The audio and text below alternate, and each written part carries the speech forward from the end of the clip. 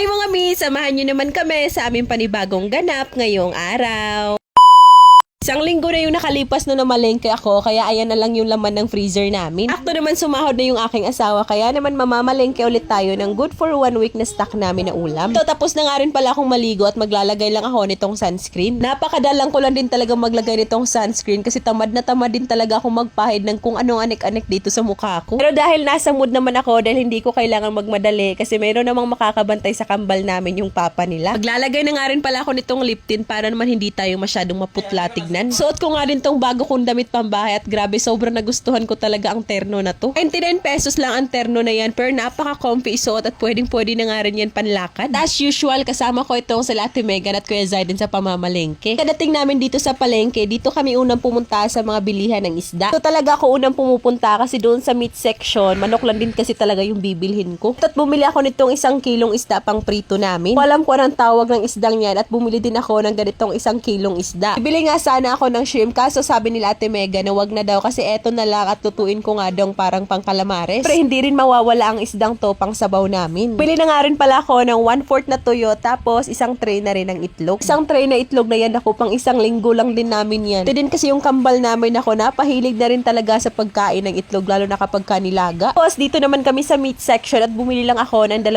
kilo nitong manok. Pero hindi rin makakalimutan itong apple at orange para sa mga bata. Kung merong karne at isda, syempre meron ding pang gulay, pang lamas. Kakatanda ko, 260 pesos yata yung nabayaran ko dyan sa mga gulay. Bago nga din pala kami umuwi, eto't bibili na ako ng uniform ni Kuya Zaiden. Diba, napaka-Filipino time talaga. Kung kailan may pasok na bukas, saka pa bibili ng uniform.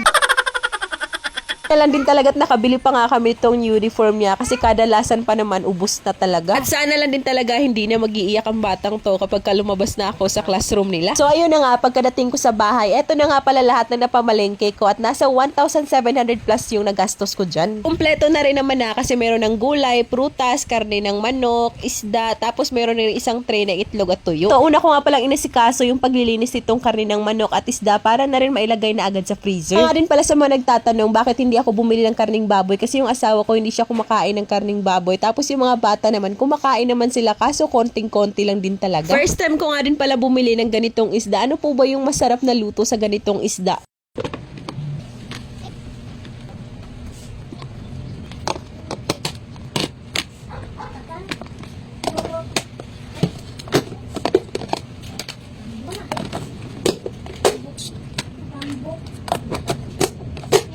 Di ba sa buhok na?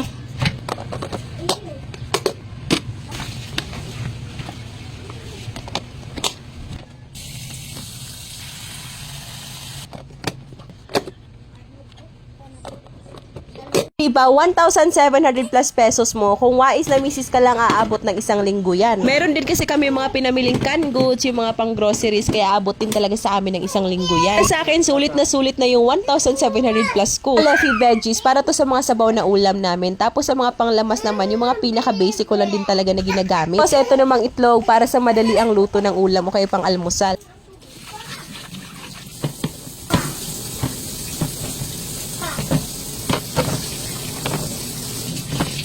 Mga alugbati, saluyot at malunggay, ibabalot ko siya ng cling wrap. Natili pa rin siyang fresh ng ilang araw. Napanood ko lang yan sa isang mommy vlogger at gaya-gaya lang din ako.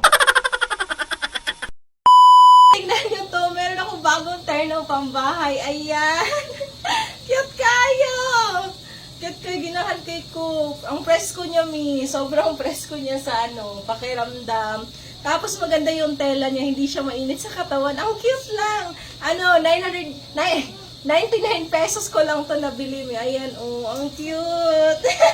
Nindot dyan kayo siya, mi. Ayan, tapos meron pa ako ditong pa Barbie, oh, diba? Cute, mi. Pambahay. Diba? Ang ganda niya, napaka-presko. Kahit may biglang bisita ka, hindi ka mahihiya sa suot mo. Kasi, tingnan nyo naman yan, napaka-cute tingnan. Ang ganda niya talaga, may promise. Ayan siya, may meron pa akong Barbie dito. Tapos, meron din maraming available na designs. Kaya check out ka namin, 99 pesos lang tong terno na to. 99 pesos lang. So, check out ka namin para parehas na tayo.